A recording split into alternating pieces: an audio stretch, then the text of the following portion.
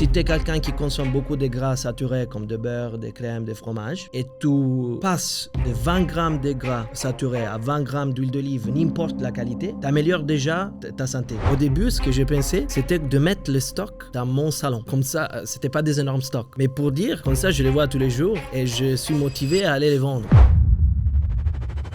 Je trouve qu'au nez, tu as vraiment une très grosse différence au niveau de l'odeur. Oui, tu sens l'olive, tu sens les Tu piquants. sens l'olive, tu sens que c'est plus frais, tu sens que c'est quand même vraiment pas pareil. Pour nous, une huile de qualité, c'est une huile faite avec des olives vertes. Si tu vas au supermarché, il s'appelle la même chose, c'est les mêmes produits légalement. Mais si tu l'analyses d'un côté chimique et de l'autre côté tu le goûtes, ils sont deux choses complètement différentes. Très important, dans la prévention des maladies cardiovasculaires, l'huile d'olive de haute qualité, ça fait une différence. Max, saison 3 de La Savane, en collaboration avec Mirabeau. On est extrêmement content de commencer ce partenariat avec eux.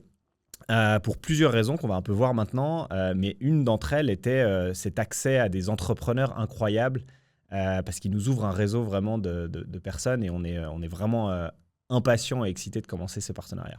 Ouais, on voit avec Mirabeau qu'ils ont vraiment ce qu'on appelle du skin in the game, mais c'est quelque chose qu'on admire. On le voit via deux choses qui sont inspirantes. La première, c'est que leurs partenaires investissent leur propre argent dans les mêmes opportunités d'investissement qu'ils proposent à leurs clients, et ça, c'est assez rare.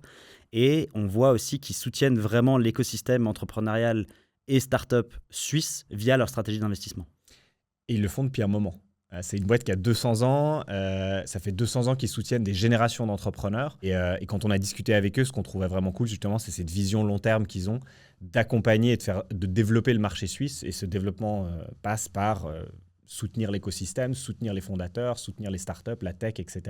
Et ça, c'est super excitant. Ouais, et on voit qu'ils sont vraiment impliqués au niveau personnel, dans leur stratégie d'investissement. Et ils ouvrent vraiment cet accès à l'investissement dans les startups et la tech suisse, ce qu'on n'a pas vu vraiment ailleurs, ce qui fait que cet engagement et cette envie de vraiment soutenir cet écosystème-là, c'est ce qui en fait un si bon partenaire pour nous. Il y a le soutien des entrepreneurs, puis il y a aussi l'envie de pousser la Suisse comme un leader sur le marché de l'innovation en Europe.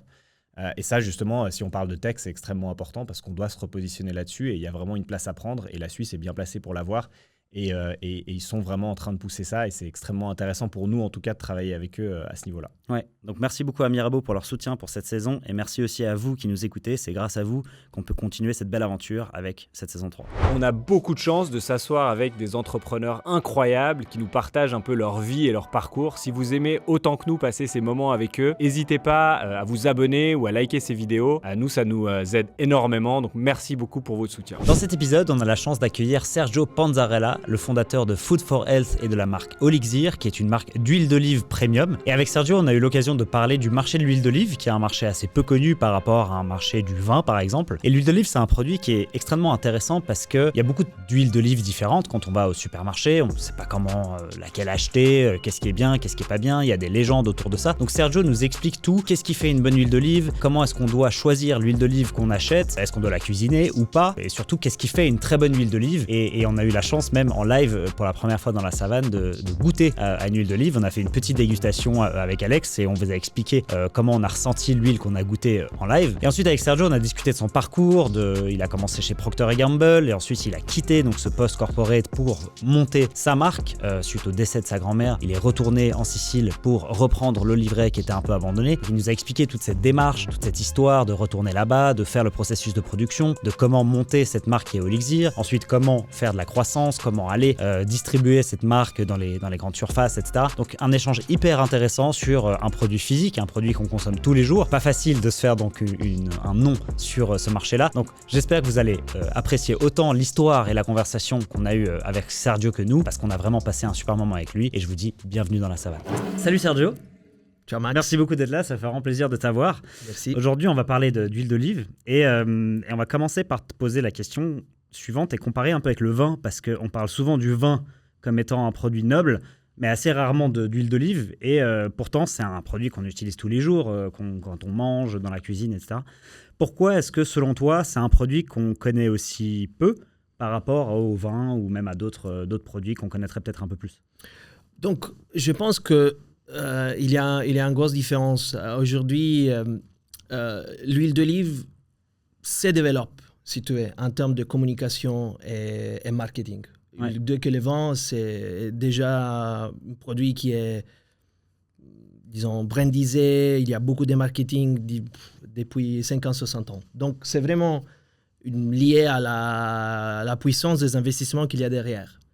Au niveau de la noblesse du produit, moi, je suis un peu peut-être partisan, mais je pense Un peu biaisé quand même. un peu biaisé, mais l'huile d'olive n'a rien, disons, rien moins d'un vin. Un bon huile d'olive avec une certaine philosophie derrière au niveau de la production, déjà au niveau agricole, production, et après, disons, assemblage, il n'y a vraiment rien de plus beau que ça, en fait. Ah, c'est dingue. Et est-ce que tu peux nous expliquer ce qui fait une bonne huile d'olive? C'est quoi les différents critères d'une bonne huile d'olive par rapport à une mauvaise huile d'olive, par exemple? Alors, moi, je dis, en fait, il y a plusieurs aspects. Le premier aspect, c'est la qualité du fruit. Donc, les types d'olives que tu utilises et l'état d'intégrité du produit. Comme tous les produits, en fait, naturels, peut être attaqué par des mouches, peut avoir des problématiques. Donc, commencer déjà avec un fruit qui, dans ma philosophie, doit être biologique et intact, intègre. Après, deuxième point très important, c'est le fait d'avoir les points de maturation de ces produits naturels. Notre philosophie, et en tout cas la philosophie de beaucoup de producteurs de qualité, c'est de récolter très précoce, donc vert. À différence de vin, où on a en fait deux types de cépages, les blancs et les rouges, les olives sont tous vertes au début. Après, tout au long de leur courbe de maturation, vont devenir noires. Donc pour nous, une huile de qualité, c'est une huile faite avec des olives vertes. Troisième aspect de qualité, c'est comment on récolte, donc la manière plus respectueuse pour ne pas abîmer les fruits. Et après, la vitesse à laquelle on va au pressoir.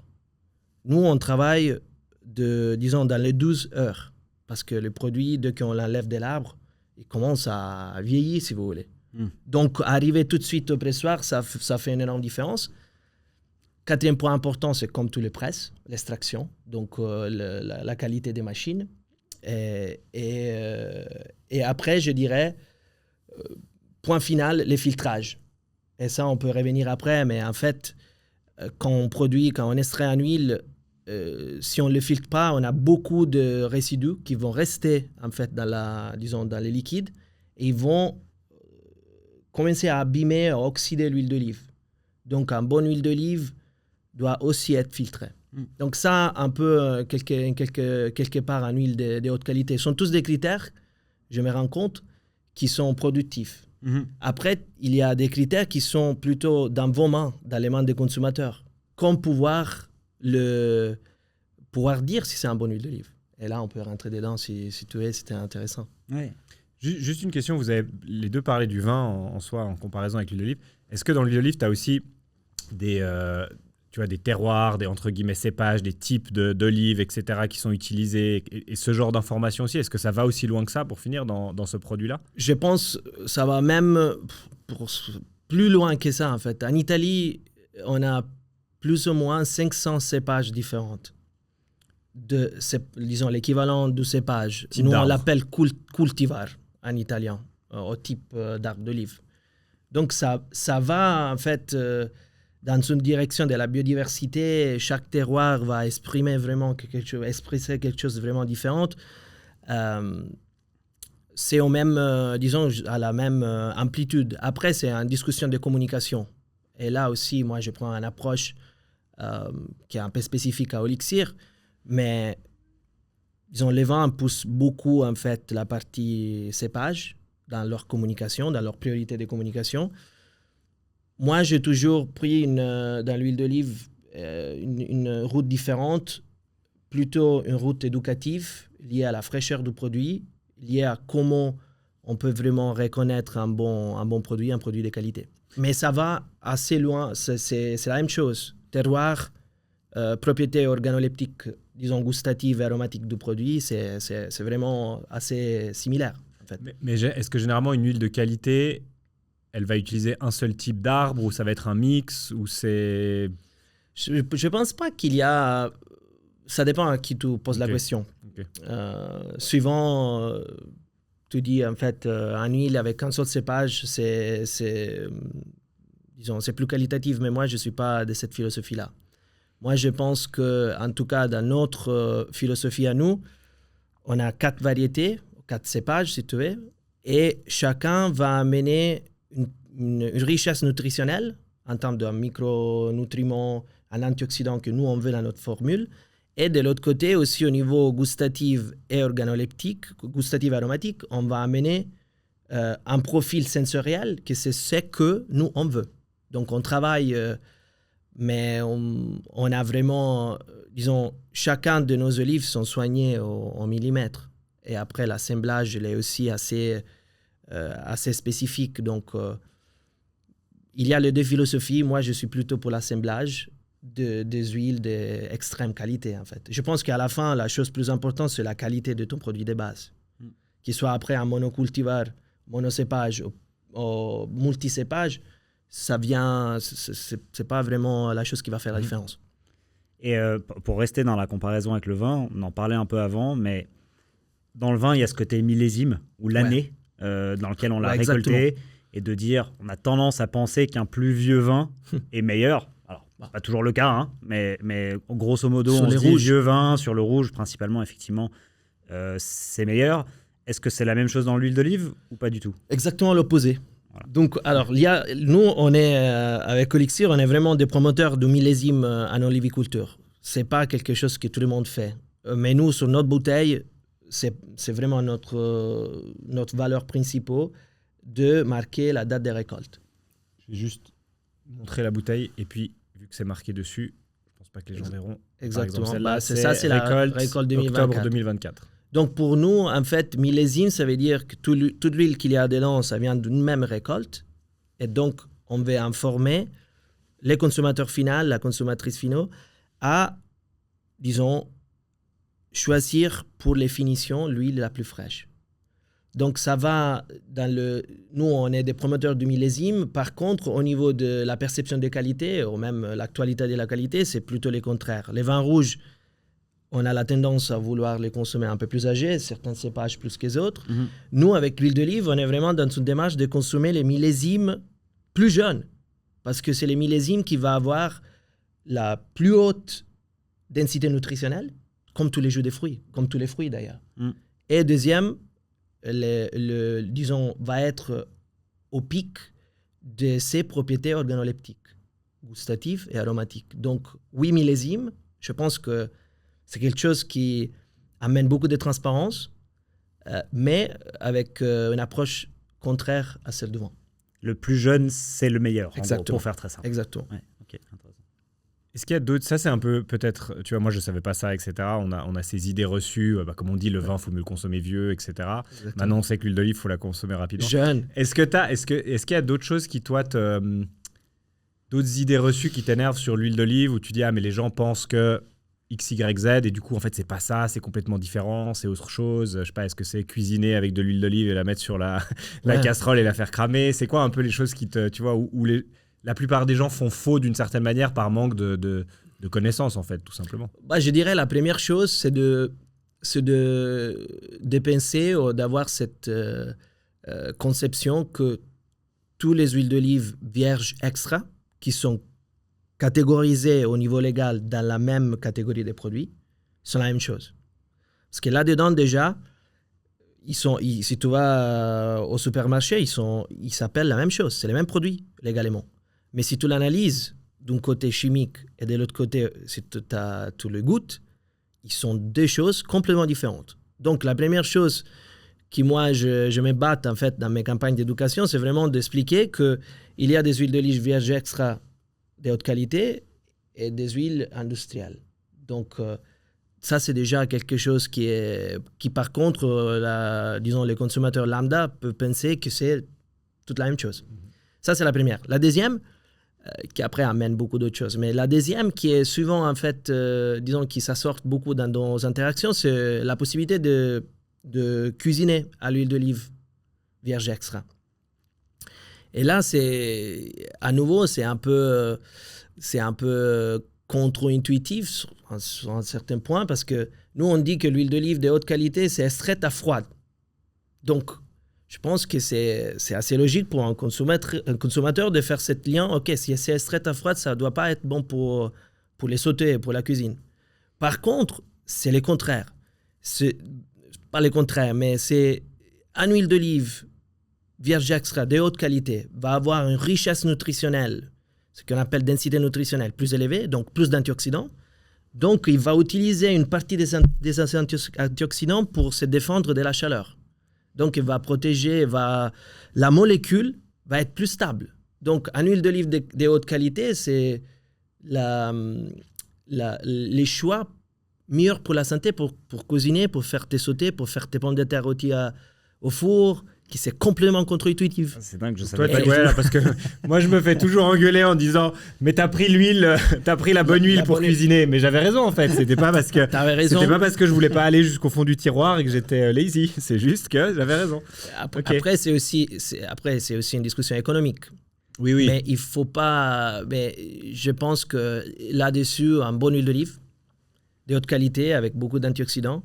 Et c'est pas moi qui le dis, il y a des paquets d'études. Ça, c'est quelque chose de très, très étudié.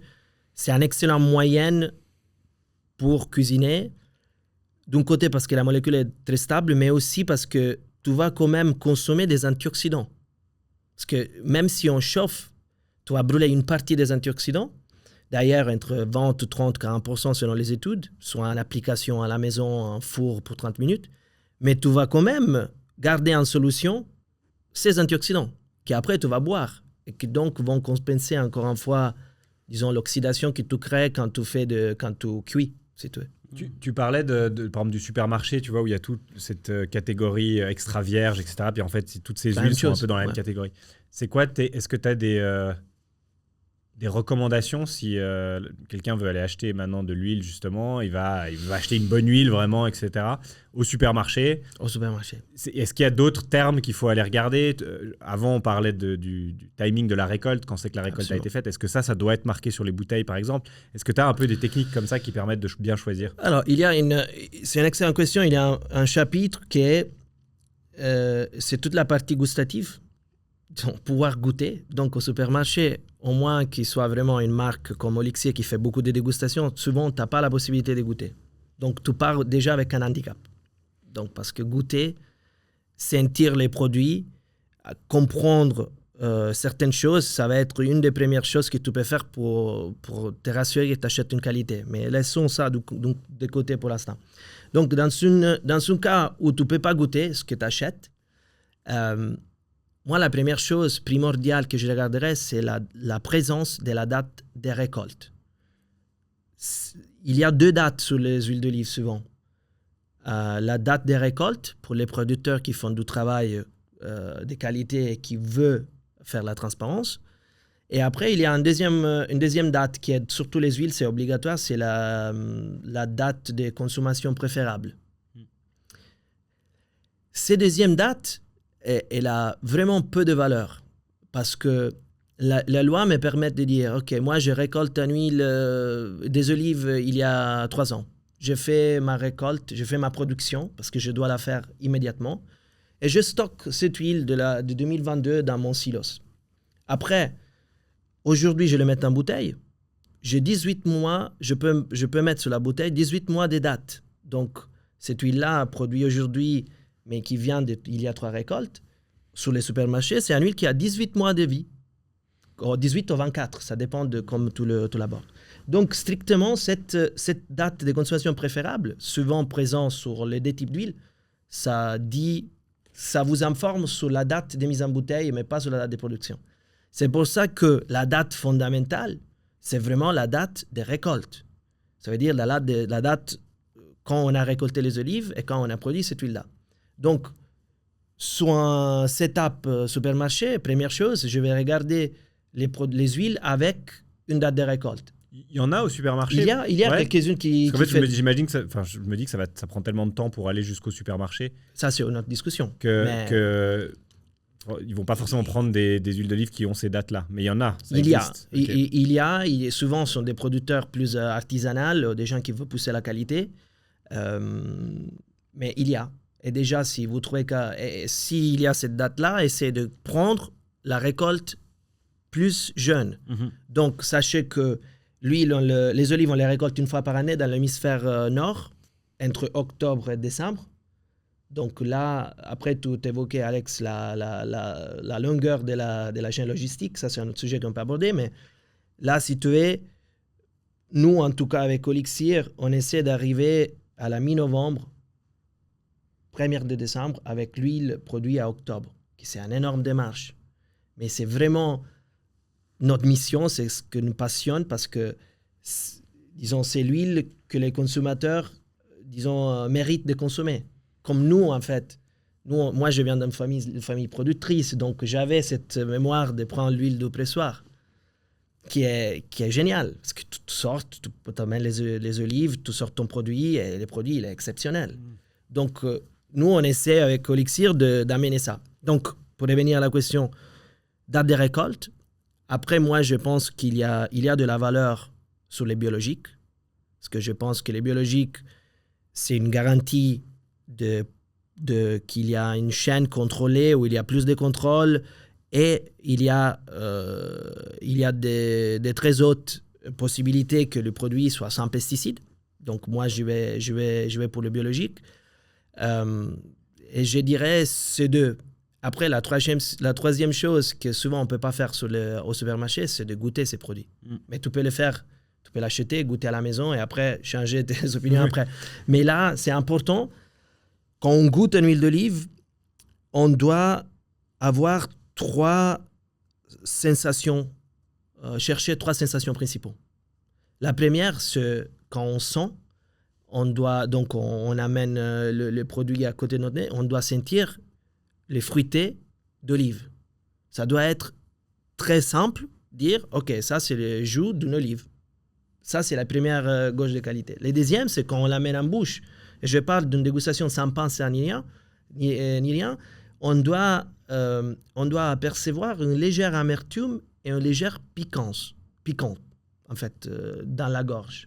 Parce que ces deux sensations-là sont les gauges, les témoins qu'il y a des antioxydants qu'on appelle polyphénols dans notre produit. Donc, les polyphénols sont strictement liés à la qualité et aussi à la jeunesse, à l'âge de ce produit. Donc, ces deux choses, fruité, amertume et piquant, ils sont des choses qui, si vous arrivez à goûter et comprendre qu'il y a ces trois sensations, vous êtes sur un bon choix. On va goûter après, voir si on a la petite Mais j'ai sensation noté, piquante. justement, j'ai noté pour pas me planter. Mais juste Fruité, amertume, piquant. fruité, amertume, piquant. Moi, j'ai une dernière question sur le supermarché. Juste le prix. Parce qu'il y a des huiles d'olive à 5 francs, 5 euros. Il y a des huiles à 50 francs, 50 euros. Ouais. Est-ce que le prix est un indicateur de qualité ou pas? Est-ce que c'est purement un outil marketing? Est-ce qu'on peut juger une huile d'olive en fonction de la qualité-prix? Est-ce qu'il y a des gammes, tu vois? Est-ce qu'il y a un moyen pour quelqu'un qui ne s'y connaît pas de choisir en fonction du prix ou pas du tout? Alors, c'est difficile. Moi, je ne pense pas que c'est qui soit la chose plus déterminante. Okay. C'est quelque chose qui te regarde, parce que c'est clair que quand tu approches une étagère d'un supermarché, il y a les segments qui sont bien définis. Tu as l'huile de base, l'huile industrielle, et après tu as des huiles plus premium, et après tu as les huiles un peu luxe situées. Mm-hmm. Mais souvent, l'industrie, c'est simple, ce sont des huiles de base, ce sont souvent des mélanges de différentes récoltes. C'est pour ça aussi qu'au-delà de la longueur de leur supply chain, ils ne mettent pas la date des récoltes parce qu'ils sont souvent des mélanges, et on peut revenir là, et c'est pour ça que les prix est si bas. Parce qu'ils s'achètent aussi les huiles des récoltes précédentes, les sur stock, donc ils arrivent à faire un prix qui est extraordinaire, souvent plus bas que le coût de production. Mais pour revenir à ta question, de l'autre côté, tu as des huiles positionnées comme luxe, si tu veux, avec un packaging qui est hyper marquant, si tu veux, mais qui après peuvent être des huiles de bonne qualité, mais s'il y a deux récoltes, tu n'es pas en train de faire un bon deal, si tu veux. On revient vraiment à cette histoire de fraîcheur, quoi. On revient au discours de la fraîcheur, et les prix, ouais, c'est directionnel, c'est pas quelque chose que tu ignores complètement, mais ça va pas être vraiment la chose primordiale dans la catégorie. Okay. je pense. Ok, intéressant. Sur un autre on va sortir des supermarchés un petit peu. Tu parles dans un article, je crois, tu parles et tu dis que tu es sommelier en huile d'olive que Ouais. tu as fait. Est-ce que tu peux nous expliquer un peu ce que c'est? Est-ce que c'est une formation? Est-ce que c'est, est-ce que c'est maintenant, entre guillemets, il y a des gens qui font ça comme métier? C'est quoi un peu? C'est quelque chose qui n'est pas forcément connu. Ok. Quand on parle de sommelier, on parle forcément du vin d'une certaine manière. C'est quoi un peu le rapport avec l'huile d'olive et ce... Alors, la sommelier de l'huile d'olive, là, aujourd'hui, c'est un métier. Tu as différentes applications à ce job-là. En fait, à cette formation-là, pour ceux qui et on a aussi des différents niveaux. Donc, moi, j'ai fait les premiers niveaux de formation en sommelier d'huile d'olive, qui est un cours qui t'explique ils ont toutes les moyens, toute la chaîne productive, et après il te guide dans la dégustation. Il explique comment pouvoir goûter, comment pouvoir identifier une huile de bonne qualité. Cette job-là, après, il y a des autres, tu peux monter à niveau comme dans le sommelier du vin. Et après, tu as plusieurs, applications de cette formation que tu veux faire. Moi, j'ai pris l'entrepreneuriat, mais tu as des consultants en production qui sont des sommeliers de l'huile d'olive qui aident les petites entreprises à améliorer leur qualité de production, par exemple. Tu as des sommeliers consultants aussi pour les restaurants étoilés. Après, on n'est pas au point où dans ce restaurant, tu vas avoir le sommelier de l'huile d'olive comme tu as le sommelier du vin. Mais c'est une formation, très impactante, en tout cas pour moi, ce qu'il m'a amené plus proche de cette matière-là. Tu as plein de produits aujourd'hui que tu ne connais même pas comment ils sont faits. Et là, cette passage-là, pour moi, c'était fondamental dans mon histoire, en tout cas, mais c'est quelque chose que même, comme il y a des amateurs dans les vins, qui font leur cours de sommelier parce qu'ils s'aiment bien. Moi, j'invite et j'encourage aussi à prendre peut-être le chemin d'une première cours sommelier d'huile d'olive. C'est hyper intéressant. C'est hyper intéressant, c'est fraîche. En plus, l'huile d'olive, c'est bon pour la santé.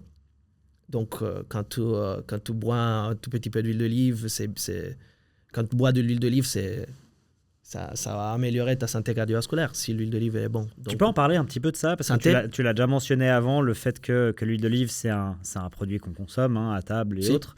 Mais il y a aussi le fait que l'huile, c'est bon pour la santé. J'ai aussi entendu, tu en as parlé un peu avant, mais que le fait de cuire l'huile d'olive, c'est pas forcément bon. Tu as parlé des antioxydants. Ouais. Est-ce que tu peux peut-être parler un petit peu sur le côté santé? Pourquoi c'est bien de boire de l'huile d'olive en fait? Qu'est-ce qui est bon? Alors, j'aborderai le sujet, c'est un sujet très intéressant. Mon entreprise s'appelle Food for Health, donc là, Olixir, c'est une manifestation de ça, donc c'est quelque chose où je suis très, très passionné.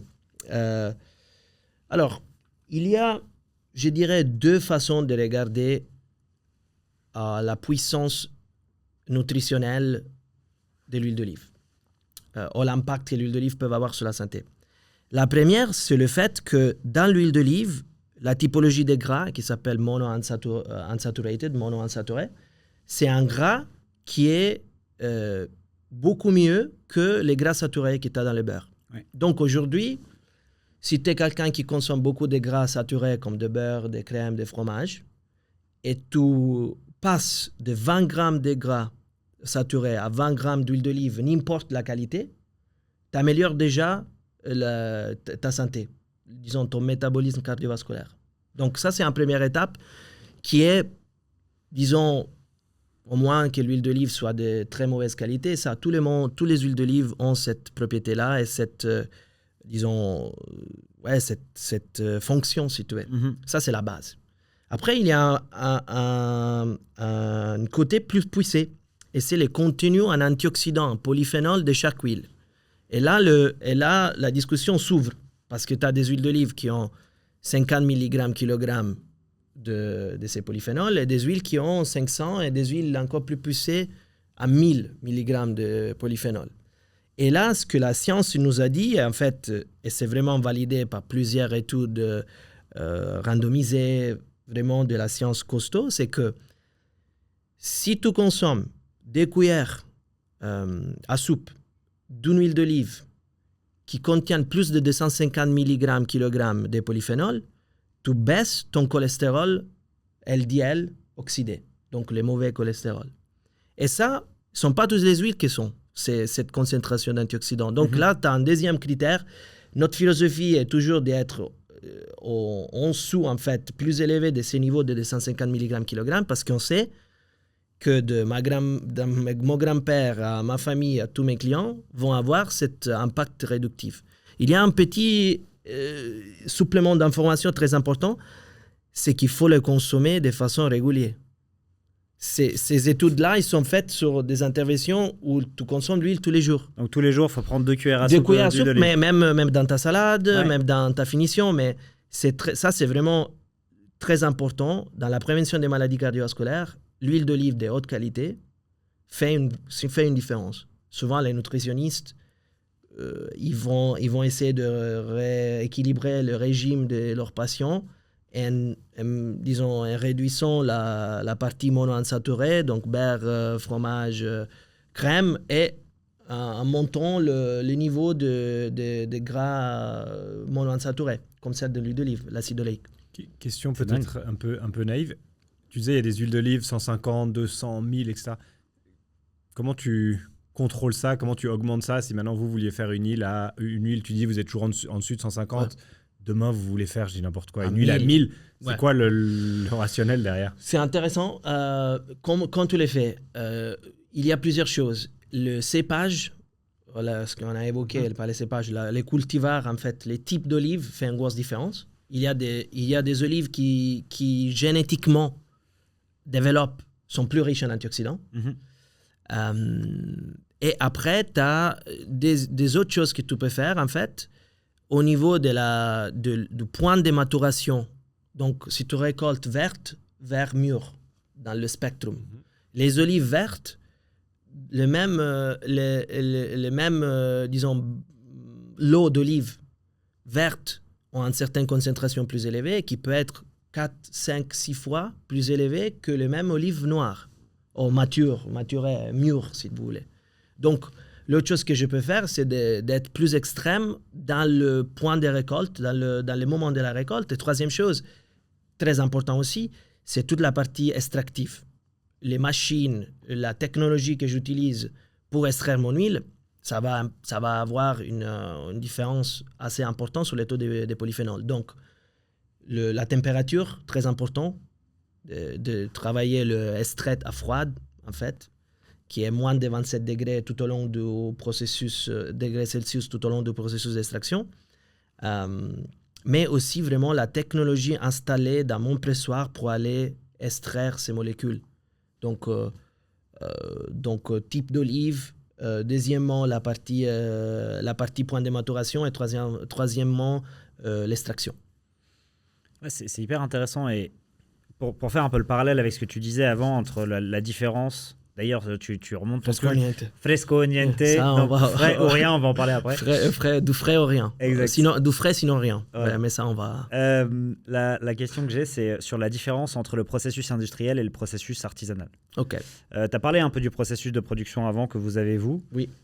Et j'ai l'impression maintenant en t'écoutant que j'associe en fait huile qualitative avec vitesse de production. Ouais. Vitesse de production, j'ai l'impression que dans l'artisanat, tu peux aller plus vite parce que tu as des plus petites quantités, j'imagine, alors que l'industriel, c'est plus gros, c'est des grosses chaînes de logistique, ils font des mélanges d'anciennes huiles pour créer de l'huile pas chère, etc. Est-ce qu'il y a d'autres différences entre l'industriel et l'artisanal? Est-ce qu'on devrait consommer que de l'huile de bonne qualité de l'artisanal ou est-ce que dans certains cas, l'huile industrielle, c'est bien aussi? C'est une excellente question. Si tu es, en fait, pour se caler là-dedans, en fait, l'huile, si tu regardes aujourd'hui les gros players de l'industrie de l'huile d'olive, sont des metteurs en bouteille, des bottlers, si tu veux. Donc, ces entreprises, ils n'ont pas de production, ils n'ont pas de champs. Ils ne produisent même pas eux-mêmes, quoi. Donc, ils sont liés à des coopératives de producteurs, à des gros commerciaux d'huile d'olive. Et donc, eux, ce qu'ils font, ils vont tourner, suivant dans plusieurs pays, Parce que peut-être une année, la Tunisie a plus d'huile, donc le prix est moins cher, donc je vais acheter en Tunisie, ou je vais acheter en Espagne, en Maroc, en Italie, ou n'importe où. Et après, j'amène tout chez moi, l'industriel, et je fais des mélanges. Et j'essaie toujours d'avoir une certaine consistance dans mon produit. Un peu comme la Coca-Cola. Coca-Cola, elle a toujours le même goût. L'industriel, si tu prends une marque, il est toujours plus ou moins la même chose, mais c'est obtenu par des mélanges, si tu es, des enjeux pour arriver à ces produits-là.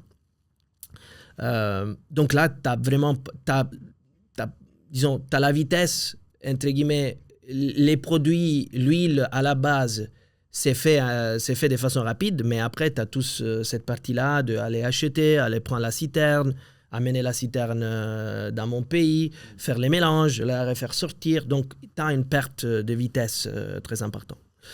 Ça, c'est une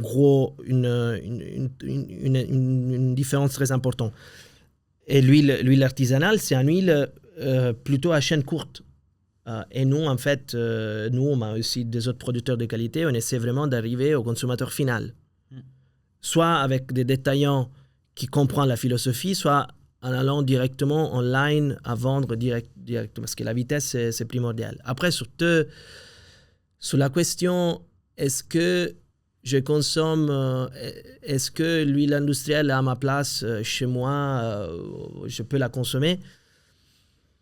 Chez moi, pas forcément. Mais moi, je suis peut-être un peu extrême de ces côtés-là. Parce que même une huile artisanale de la récolte passée, faite correctement, va t'amener plus qu'une huile industrielle. En termes de vitamines, en termes de goût, en termes d'arôme et tout. Après, c'est vrai que dans certaines utilisations, disons, où l'huile n'a pas une importance stratégique dans ton plat, tu peux aussi utiliser un peu d'huile industrielle. Mais après, tout ce que c'est, quand l'huile arrive à table, quand tu fais la finition des plats, quand tu fais tes pommes de terre rôties qui sont même plus ou moins, disons, en contact avec l'huile d'olive, là, tu vises une huile de haute qualité. Je pense que... Après, c'est encore une fois une discussion des budgets, mais il faut savoir qu'il y a des différences. Et après, tu peux décider de mettre les budgets, d'investir, entre guillemets, ou pas. Ça, c'est un autre sujet. Ouais, mais c'est un peu comme consommer bio ou... comme consommer bio ou pas. Et... C'est clair. Juste une question avant qu'on goûte. Tu parlais d'aller le plus vite possible jusqu'au consommateur final. Est-ce que ça se fait en huile d'olive, le côté primeur comme dans le vin, où tu peux précommander? Je sais pas, moi je précommande la récolte, tu as dit quoi, octobre 2025. Maintenant. Donc voilà, mais imaginons il y a quelques mois, en fait, je l'ai précommandé. Et puis le jour où c'est prêt, tu vois, j'ai pas besoin de l'acheter, je sais que je vais la recevoir parce qu'elle part directement chez moi, puis ça accélère aussi le processus.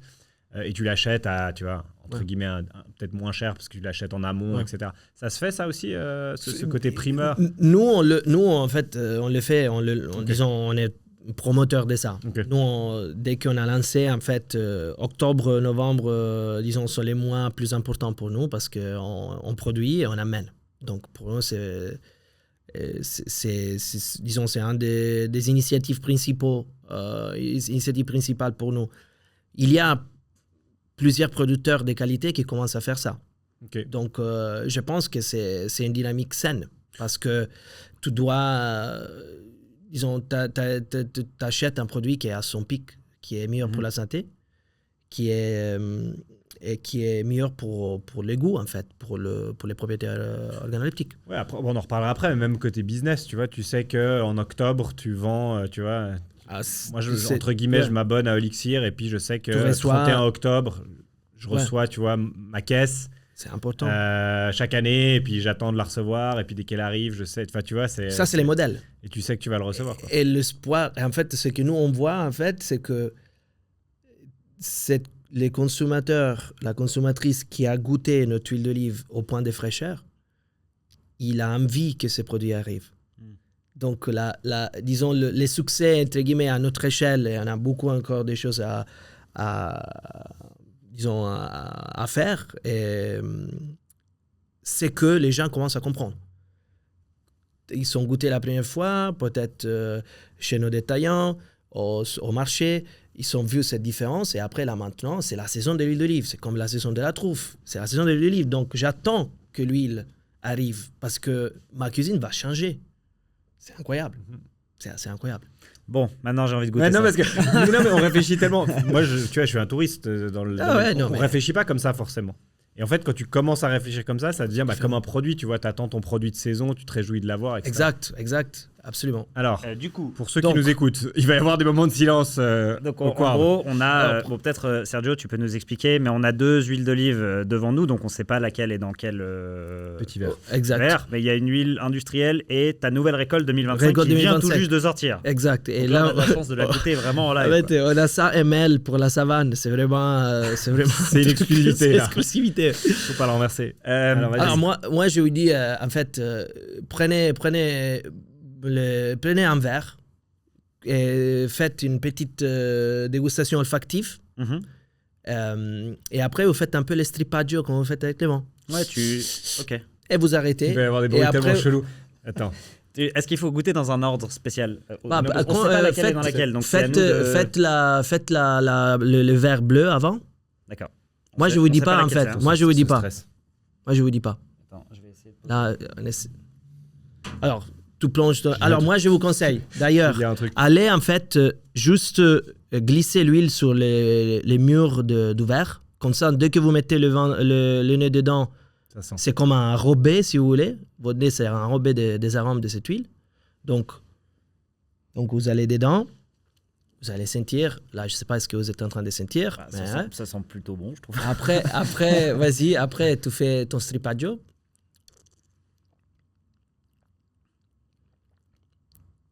Et là, tu as goûté la première. Donc, tu sais ce Oh, ce que... stress. Ouais, là, c'est tout stress, tranquille. Ah, ça sent le piquant. Ça pique un peu. Ça pique un peu. Vraiment, les deux amateurs qui Ouais. goûtent l'huile d'olive, c'est marrant.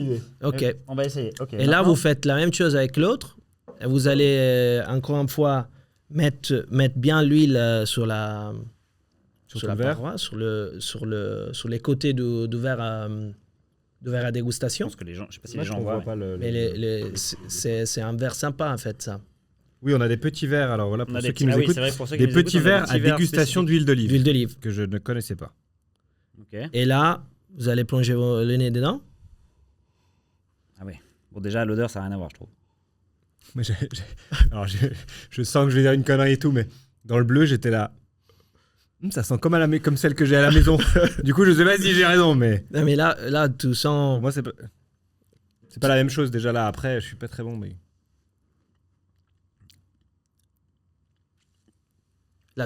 Ah oui, celle-ci, elle pique beaucoup plus. Exact. Là, t'as ça. Bah, déjà, au nez, qu'est-ce que t'as donné au nez? Qu'est-ce que t'as... Je trouve qu'au nez, t'as vraiment une très grosse différence au niveau sens- de l'odeur. Ah oui, ça pique. Tu sens l'olive, tu sens les Tu piquants. sens l'olive, tu sens que c'est plus frais, tu sens que c'est quand même vraiment pas pareil.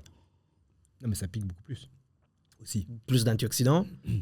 Et à l'odeur, ça tape beaucoup. C'est moins de la peine à C'est décrire. vachement mais intéressant, c'est super bon. Et là, faites les C'est deux en moins- même temps. c'est Prenez moins, les deux ensemble et vous faites la différence olfactive. C'est lequel, le tien Je sais plus. Je crois que c'était celui-là. C'est la première. Bon, là, je vais dire mon bête après. Je pense que ça, c'était l'huile industrielle, c'est Ouais. ça Ok. Exactement. Mais ça t'as raison, parce Donc, que ça sent pas mauvais. Ça sent l'huile que t'as à la maison. Ça sent l'huile ça sent l'huile. Je sais pas comment dire. Ça sent. Il y a un peu d'olive, mais ça sent l'huile avant tout. Alors que l'autre, ça sent, comme tu l'as dit, du jus d'olive. Le Ça fruit. sent moins l'huile. C'est bizarre ce que je raconte. Ouais, c'est bizarre aussi dans disons, dans la. Tu vois ce que je veux dire Ça, ça dans sent- ta ça sent le définition fruit. d'huile, tu vois, je veux dire. Ça sent le fruit. L'autre, Exact, ça mais ça, sent l'huile. Ouais, franchement, ça n'a rien à voir en termes de goût, moi je trouve. En termes d'odeur non plus. Et puis, Putain, on va devoir faire péter le budget Et- huile d'olive maintenant. On peut Ouais. plus revenir en arrière. On est Non, mais foutu. c'est- Sergio, c'est ta faute. non mais c'est marrant parce que moi j'avais cette espèce Précommandé. d'idée préconçue. J'ai 2 types d'huile d'olive chez moi. J'ai la tienne et d'autres huiles de qualité. Et j'ai l'huile industrielle, Ouais, un peu comme pour faire celle-là la cuisine, d'ailleurs, ouais. que j'utilise pour cuisiner. Et je me suis toujours dit, j'utilise l'huile, je vais pas le dire, mais moins intéressante, on va dire ça comme ça, pour la cuisine, parce que foncièrement, ça n'a pas pour objectif d'améliorer le goût D'améliorer d'un les truc. Et j'utilise l'huile de qualité pour, quand je fais une salade, par exemple, pour mettre de l'huile Finition. plus crue, en fait, parce que Ouais, je vais la exactement. manger pour le côté Tu vas aussi bien l'apprécier. fait, etc. Je vais l'apprécier plus. aussi principalement pour une question de budget, je me dis, parce que si j'utilise que des bonnes huiles d'olive, même pour cuisiner, bah, au final, c'est un peu gâché l'huile d'olive, quoi. Je sais pas si c'est juste parce que, comme manière de penser, mais... Souvent quand sur une huile d'olive de haute qualité, tu peux mettre moins de quantité pour avoir les mêmes résultats. Souvent. Mais t'en consommes aussi beaucoup plus parce que tu mets dans ta casserole, tes machins, etc. Donc ça part plus vite aussi, ce qui est normal. Hein, mais... Et du coup, si c'est ce que tu disais. Si on parle pas de budget, ben voilà. Tu le fais, Après, mais même quand tu fais ton sauté, tu n'as pas besoin de mettre des litres. Hein. Ouais. Là, on ouvre un autre sujet, mais c'est vraiment mettre une légère couche sur ta poêle et après, tu es bon. Tu n'as pas besoin vraiment, c'est à moins que toi, tu veux frire, mais ça, c'est autre chose. Donc, ouais, ça, c'est un peu la différence. En tout cas, c'est hyper intéressant et je conseille vraiment aux personnes. On a les pans. Hein. Non, mais maintenant, j'imagine. Le problème, c'est que maintenant, moi, j'imagine, tu sais, quand tu fais ton poisson avec juste du sel. Ouais. Et maintenant, j'imagine les deux poissons, tu sais. Puis il y en a un où tu as juste mis l'huile normale. Ouais. Et puis après, l'autre où tu as mis la bonne huile. Ah, c'est pas pareil. Ah, c'est pas pareil. Non, mais même quand en fait, c'est comme rajouter une autre épice. Même quand tu manges avec du pain, tu parlais des hôtels, des restaurants étoilés. Je trouve que quand tu es dans un bel hôtel ou dans un bon resto et qu'on te donne, tu sais, avant de manger une bonne huile d'olive avec du pain, c'est tellement bon. Et c'est vraiment la qualité de l'huile d'olive qui joue énormément là-dessus. Ça fait une grosse différence. Absolument. Donc là, on a pu le tester en live avec cette huile d'olive-là. C'est hyper intéressant. Pour ceux qui n'ont jamais fait ce genre de test, franchement, faites-le. Achetez peut-être... déjà, tu pourras dire où tu as si vous êtes sur Genève ou si vraiment il y a des endroits où tu fais des dégustations. On est chez Manor, dans tous les Manors de Suisse, dans tous les Kiss de Ground de Suisse. On est sur notre boutique foodforel.ch. Et après, souvent, on a un ou deux boutiques indépendantes dans chaque quartier, en fait. Donc, demandez pour Elixir, vous allez trouver. Ouais. Je pense que oui, tout le monde devrait faire au moins goûter l'expérience à la maison, même pour l'expérience, tu vois, d'acheter, tu gardes ton huile d'olive parce que tout le monde en a à la maison que tu utilises aujourd'hui. Tu achètes une fois une bonne bouteille et tu regardes la différence, etc. Parce que même si tu changes pas, etc., c'est juste intéressant aussi et de découvrir un produit qui est, comme tu disais, en fait, qui est pas du tout le même, en fait. C'est pas deux choses différentes. En fait, le bout du jour, en fait, c'est de savoir. Parce qu'aujourd'hui, nous, en tant que petits, on veut devenir grand, mais on n'a pas les budgets monstres des industriels. Nous, on veut vraiment éduquer les gens à comprendre qu'il y a une différence. Après, c'est la consommatrice finale qui va dire s'il veut investir les budgets ou pas. Bien sûr. Mais il faut savoir qu'il y a. Et il faut savoir qu'il est gustatif, aromatique, mais aussi nutritionnel. Mm-hmm.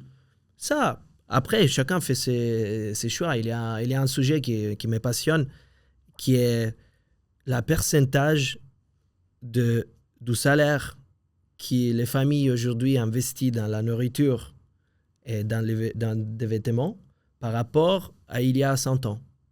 Il y a 100 ans, il était 60% en Suisse. Là, maintenant, on est à 12%. Donc, une famille moyenne investissait il y a 100 ans, 60% de leur salaire en nourriture.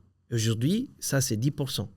Mm-hmm. Donc, ça revient à la discussion du budget. En fait, après, c'est les budgets comme quoi, le budget huile d'olive, budget nourriture pour la maison et combien tu veux mettre dans la nourriture. Pour moi, aujourd'hui, il y a trop de sensibilité au prix, en fait, sur les produits, sur la nourriture. Juste le message sous-jacent quand même étant que la raison pour laquelle on investit moins, c'est parce qu'il y a la possibilité d'acheter des produits moins chers, mais qui du coup sont de moins bonne qualité. Exactement. Ce qui rend l'humain malade, ce qui crée le diabète, etc. Donc, est-ce qu'on ne devrait pas investir plus dans la nourriture qu'on achète parce que you are what you eat, et c'est donc important. C'est important d'investir dans ce qu'on mange. À savoir que la thèse de l'industrie, en fait, sur une certaine de la grande distribution, c'est que eux construisent les produits sur un point prix qu'ils veulent proposer aux consommateurs. Mm-hmm.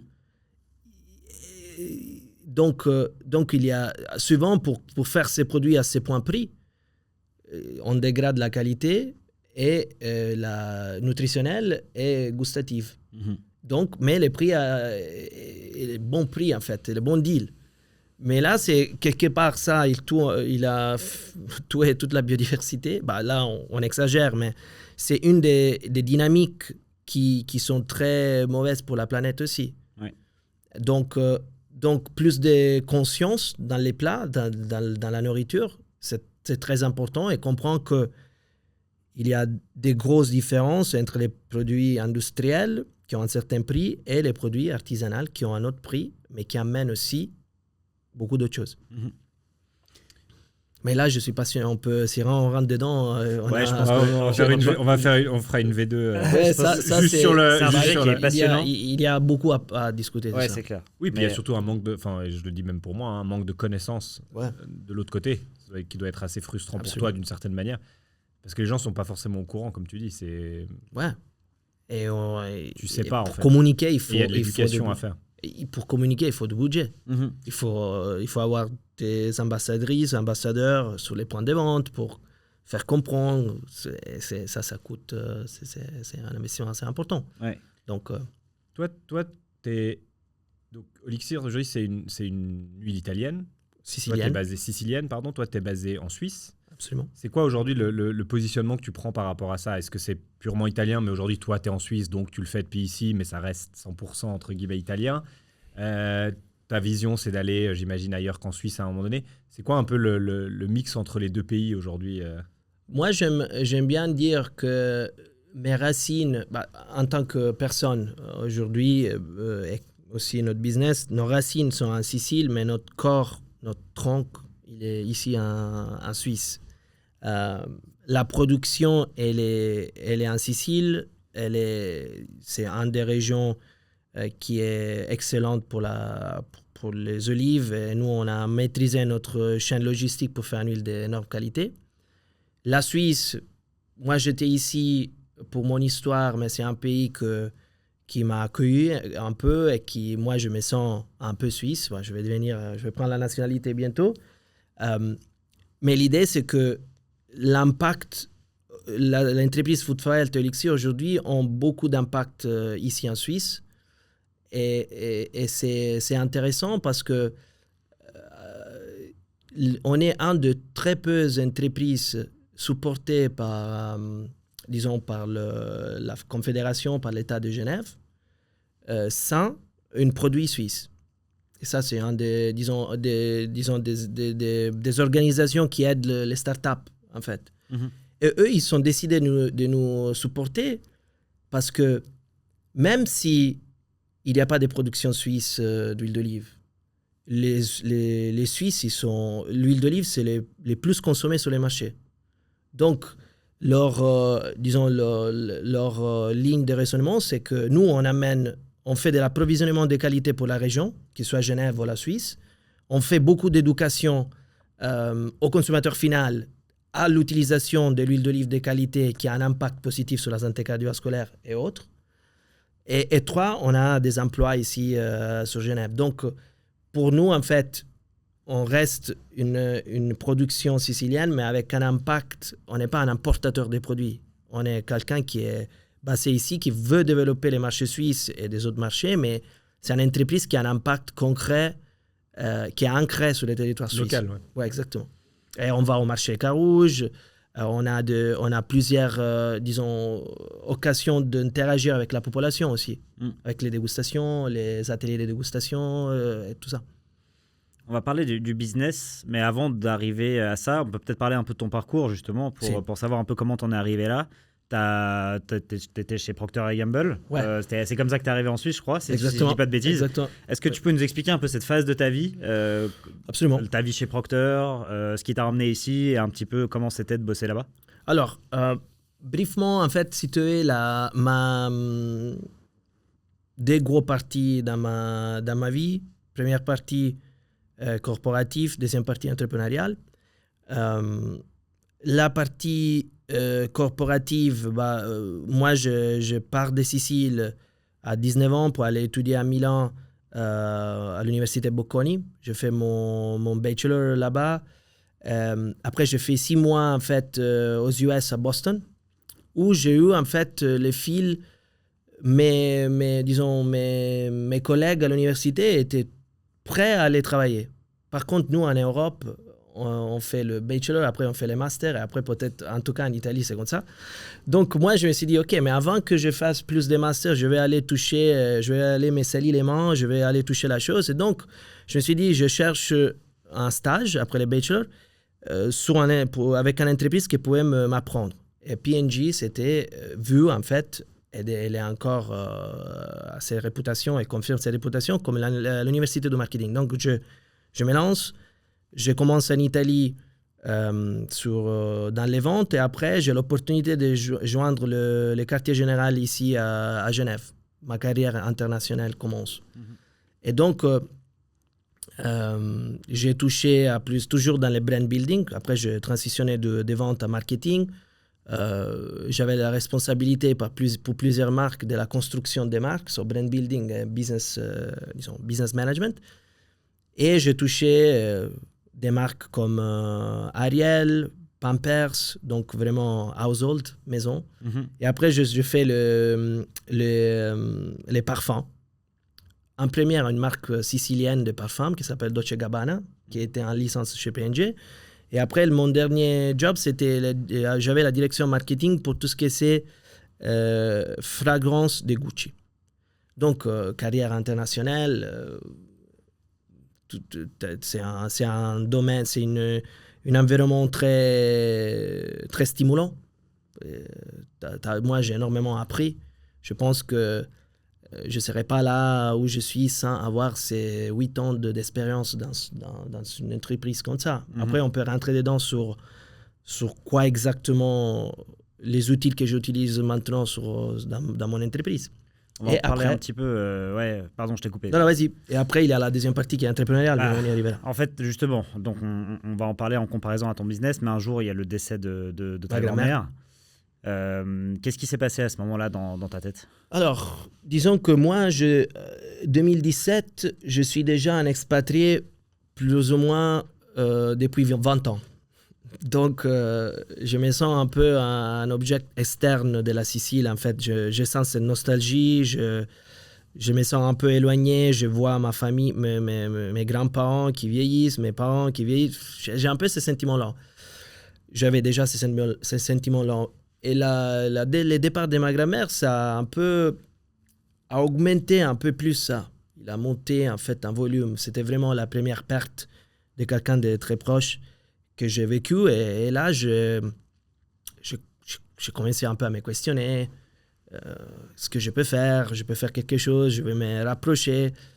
Et là, donc, dans cette tragédie, si vous voulez, je me suis dit, OK, je cherche quelque chose pour me rapprocher de la Sicile. Et c'est quelque chose, c'était la remise en état dans nos livrets, où elle et mon grand-père, qui est encore vivante, 90 ans, Salvatore et Francesca, ils savaient énormément travailler. Nous, quand on est petit, on allait récolter les olives. Et cette oliveraie, elle était un peu perdue, abandonnée.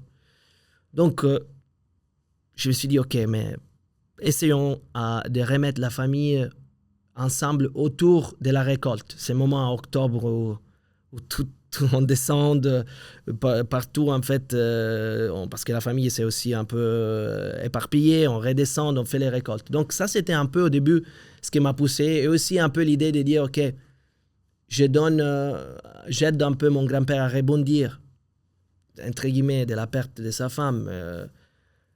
Donc, c'est pas un peu des choses un peu émotionnelles. OK, je commence. Et après, j'étais dedans, j'ai commencé à regarder l'huile d'olive, à le goûter de façon différente. J'ai fait mon cours de sommelier de l'huile d'olive et ça m'a ouvert les yeux. Là, j'étais passionné. C'était plus qu'un projet familial. C'était quelque chose que je me dis, ça m'intéresse. C'est beau ces produits. Quand ils sortent du pressoir, comment on les fait. Donc là, je suis commencé à devenir un passionné. Là, tu es toujours chez P&G à ce moment-là? La première partie, oui. Je suis en fait chez Coty parce qu'après P&G, je fais Coty. Okay. Mais je suis encore... c'est un projet à côté. Après les cours de sommelier d'huile d'olive, je suis plein dedans, je suis passionné. Je regarde les marchés et je me dis, OK, huile d'olive, qu'est-ce que toi, tu es bon à faire? OK, je sais construire la marque. Ça, c'était le côté P&G, Coty. Tu sais faire ça. il y a des opportunités pour faire quelque chose ici. J'avais un peu de capital aussi, des épargnes. J'avais aussi la curiosité de dire, OK, 22 ans, tu as commencé chez P&G, tu n'as pas exploré. Et là, c'était le perfect storm, si tu veux. Les coups de... Disons, ce n'est pas 100% de la folie, mais il y a un parti émotionnel. Les déclics, je me suis dit, OK, bon, essayons. Donc, je quitte et je commence à créer Food for Health, Olixir, la marque, le marché, ça commence à monter. Il y a pas, ça commence à apparaître, à se créer. Mais il n'y a pas encore de... Quand tu décides de quitter le monde corporate, il y a déjà des récoltes qui sont faites, tu as déjà remis un peu au propre, on va dire, le livret, etc. Il y a déjà des choses qui se passent, mais c'est le tout début, quoi. Il y a en fait ce que moi j'appelle, j'ai le livret pilote. J'ai mon livret à moi, qui est mon pilote, où je peux faire mes expérimentations, où je travaille mes qualités, je travaille mes variétés. Mais après, disons, ma récolte, il suffisait, c'était pas énorme, si tu veux. Donc, déjà de la deuxième année de l'entreprise, je suis parti fédérer des autres producteurs pour aller les motiver à faire la qualité avec Olixir, quoi. Donc, notre impact sur les territoires en Sicile s'est aussi développé au fur et à mesure de la croissance de l'entreprise. Donc aujourd'hui, c'est pas que ton terrain à toi, c'est aussi d'autres producteurs qui sont une tous fédération, rassemblés. exactement. C'est une fédération. C'est une Ok, fédération, intéressant. exactement. Et quand tu démarres, je sais pas, tu sors du monde corpo, je t'imagine, tu sais, un peu au milieu de l'olivret comme ça, mais avec les oiseaux idées qui chantent. Bon, je fais quoi maintenant? Comment est-ce que tu avais un plan? Est-ce que tu es vraiment allé au feeling? Est-ce que tu avais déjà un peu une idée de comment ce business-là fonctionnait, ou tu es vraiment reparti de zéro? Alors, je dirais, j'avais l'expérience de mon grand-père au niveau agricole, mais pas au niveau business. Donc, au niveau business, huile d'olive, je n'étais pas un professionnel. Donc, je me suis entouré assez vite de partenaires, après des gens qui sont après employés de l'entreprise. Donc, j'ai construit un peu cette structure de consulting, si tu veux. De l'autre côté, moi, j'avais un business plan, mais ce business plan, disons, c'était pas, on l'a manqué plusieurs années, mais j'avais un peu une idée de où je voulais arriver. En tout cas, j'étais très clair que je voulais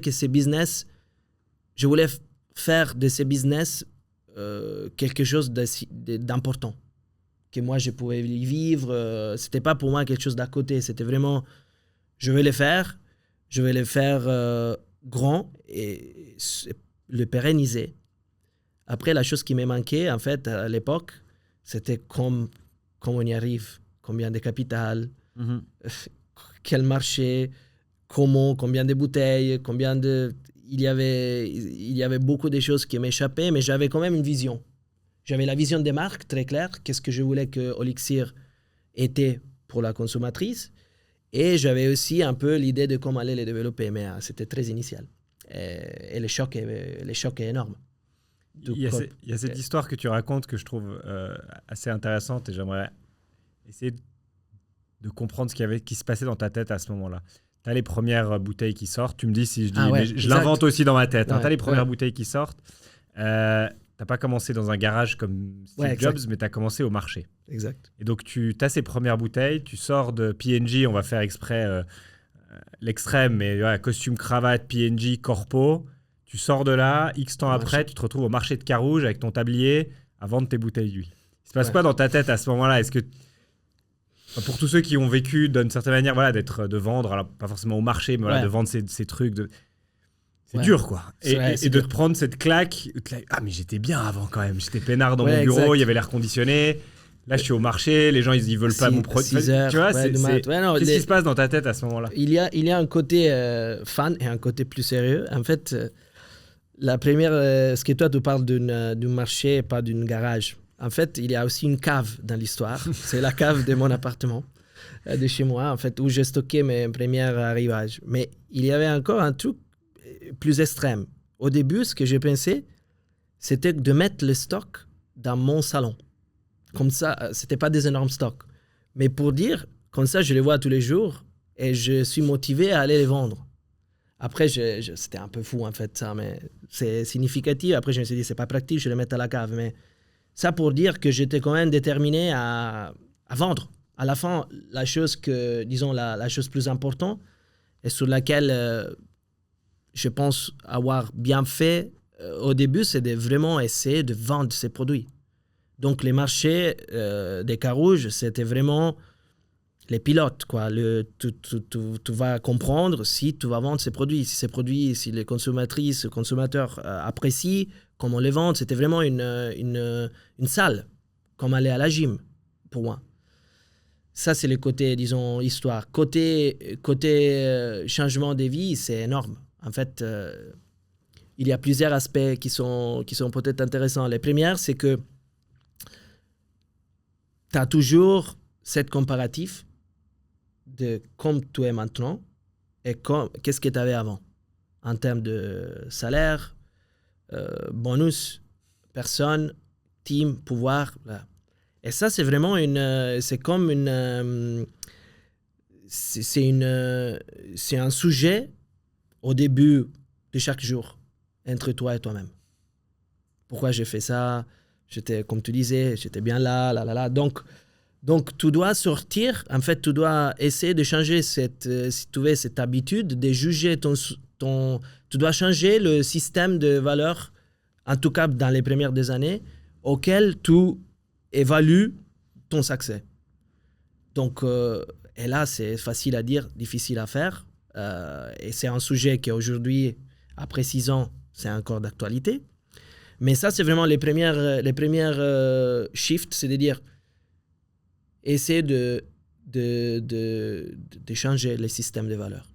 D'ailleurs, tu as dit, je n'ai pas tout plaqué sur un coup de tête, j'ai plaqué un confort pour retrouver du sens. Ouais. Et ça, c'est très fort parce que c'est un peu ce que tu décris, c'est le côté où tu changes ton système de valeurs. Ouais. Ok, c'est cool d'être chez P&G, enfin, c'est super d'être chez P&G, d'avoir un bon job, c'est sûrement passionnant, il y a plein de points positifs là-dedans. Mais là, tu as trouvé une passion, tu as trouvé quelque chose qui te donne du sens, qui te donne envie de réveiller le matin, de voir ces bouteilles, de dire ça vient de chez moi, etc. Mais c'est intéressant ce côté de dire, qu'est-ce que c'est pour toi se retrouver du sens? Je pense que, là, je me suis posé la question plusieurs fois parce que je pense qu'il y a les côtés il y a ces liens avec la Sicile, important, avec la famille. C'est important, c'est pas disons la chose la plus importante, mais c'est quand même important de pouvoir représenter,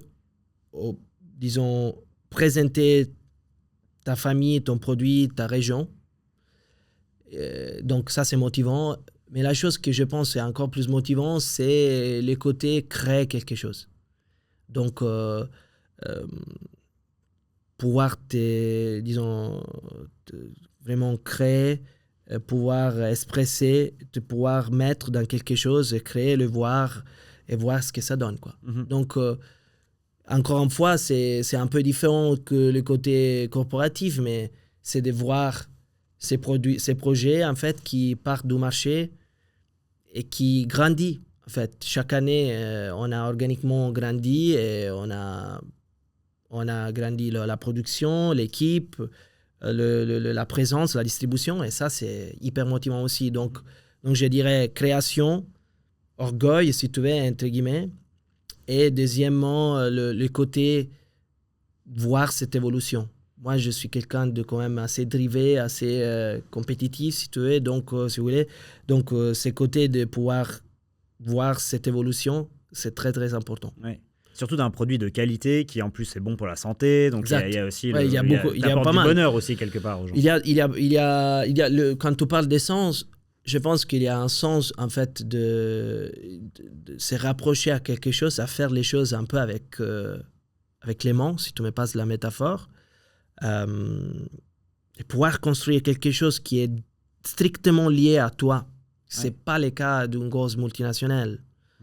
Tu es plus éloigné, en fait, entre ce que toi, ton produit et ce que toi, tu fais. Là, c'est vraiment ton bébé. On a souvent cette métaphore-là. Ouais.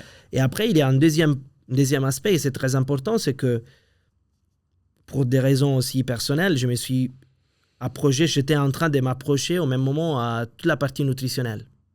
Et donc, comprendre qu'est-ce qu'il y a derrière aux produits industriels, aux produits Donc, cette partie nutritionnelle, c'est aussi motivant parce que je vois qu'aujourd'hui, tu as beaucoup de mauvaises informations des industriels. Et là, avec Olixir et Food for Health, on peut faire quelque chose à notre échelle, qui va devenir une grosse échelle, pour changer ça, pour sensibiliser une personne, pour faire sortir une personne d'un déjeuner 100% glucides les matins à un déjeuner plus salé. Il faut faire quelque chose, en fait. Donc, ça, c'est aussi assez motivant aussi. Tu as dit cette phrase que je trouve assez sympa parce que ça résume souvent l'aventure entrepreneuriale d'une certaine manière. Tu as dit « t'apprends tous les jours à lâcher le contrôle ». Ouais. Par rapport à aussi P&G où c'est peut-être sûrement plus Cadré. plus calibré, plus cadré, etc. Ouais. Tu as accepté ça maintenant, tu arrives à lâcher le contrôle, c'est toujours un truc difficile pour toi. T'en es où dans ce... Non, je pense que c'est difficile. En fait, une des choses très importantes, en fait, le changement, c'est vraiment la prise de décision entre la façon de la prendre chez Procter ou chez une multinationale et à ton échelle sur ton entreprise. Donc là, tu dois vraiment aller, disons, dans une grosse entreprise, tu fais tes analyses, après tu proposes ton idée, mais c'est souvent quelqu'un d'autre qui prend la décision et la responsabilité. Dans l'échelle, dans la hiérarchie. Là, c'est sur toi. Donc, tu dois, disons, y aller, quoi.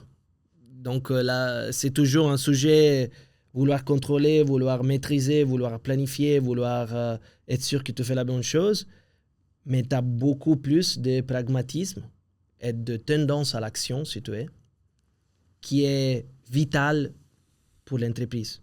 Parce que si tu n'as pas ça, si tu attends à faire un truc, ton entreprise va pas avancer, quoi. Donc, c'est un chemin de changement entre quelque chose qui était beaucoup plus contrôlé, plus maîtrisé, et quelque chose que maintenant, elle est beaucoup plus...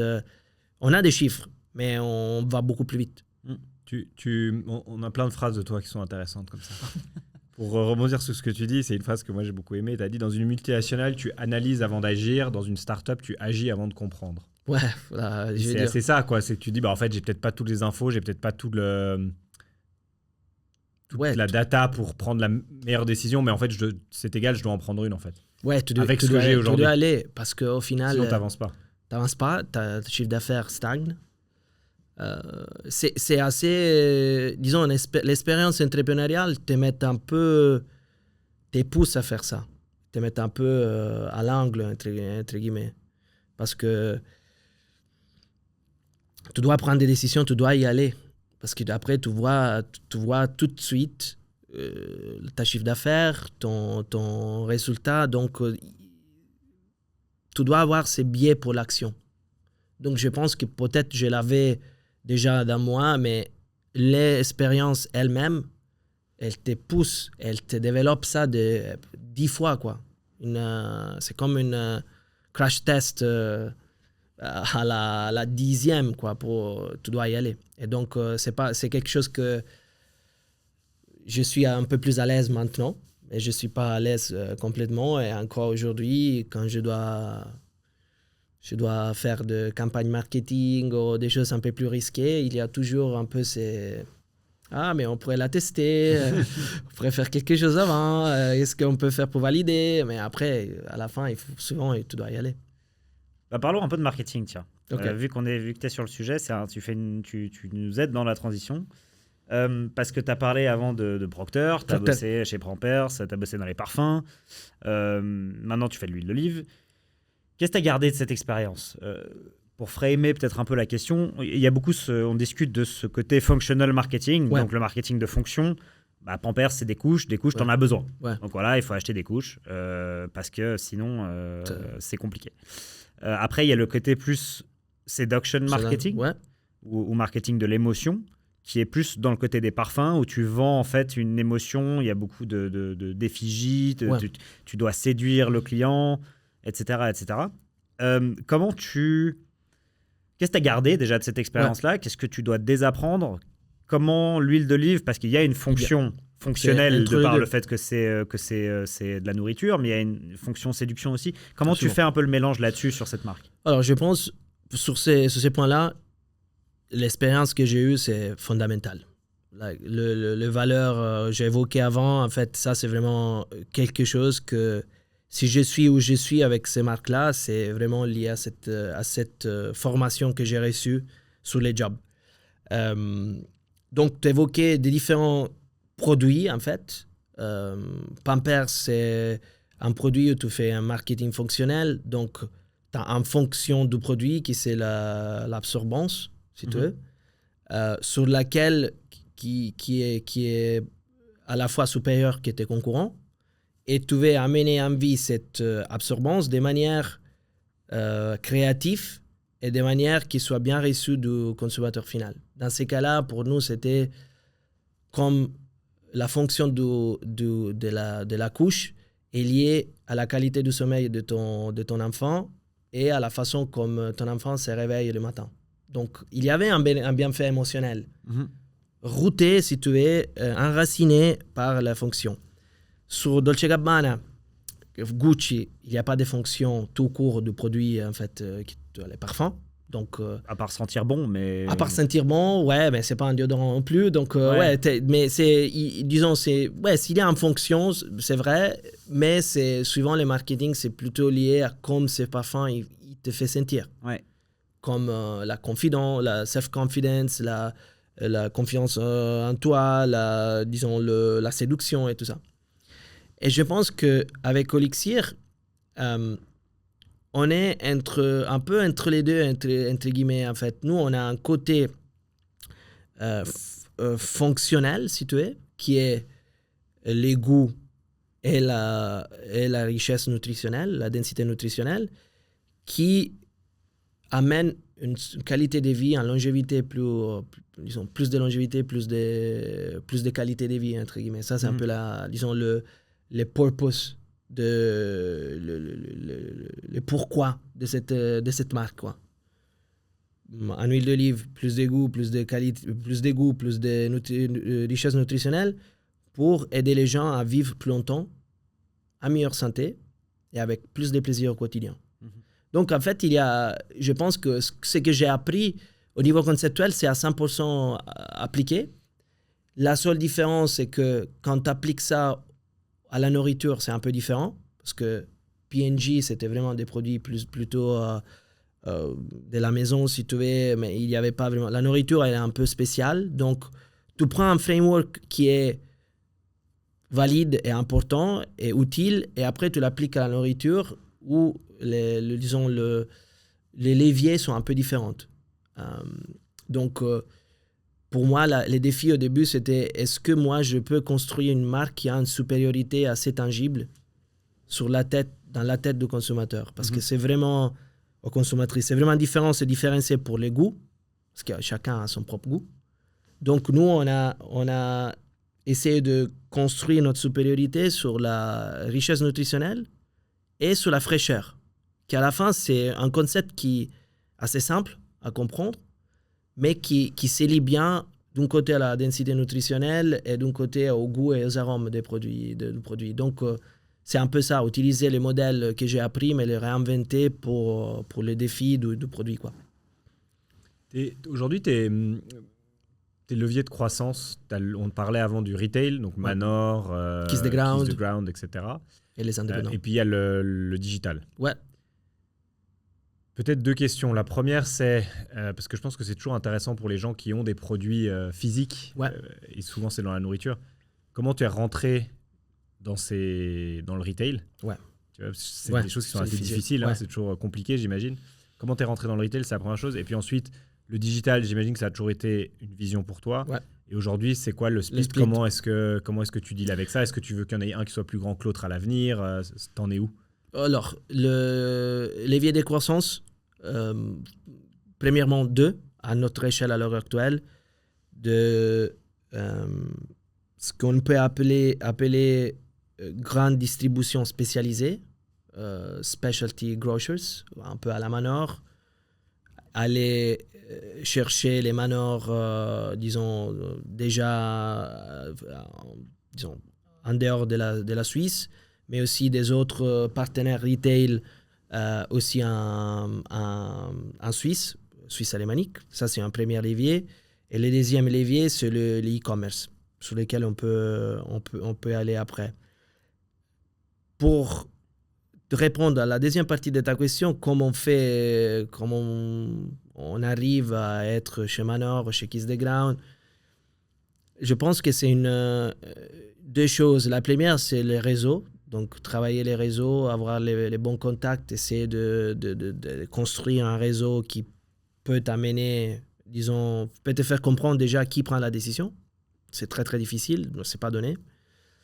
Et la deuxième chose que nous, personnellement, on va commencer à faire, mais on va faire plus, c'est les foires. Donc, vraiment pour aller aux acheteurs, les acheteuses. Donc, les deux choses, dans mon cas, à l'heure actuelle, c'était plutôt les réseaux qui m'ont aidé à décrocher le contrat que j'ai et que je continue à activer. Les foires, et oui, ça, c'est les deux, en fait, les plus grands.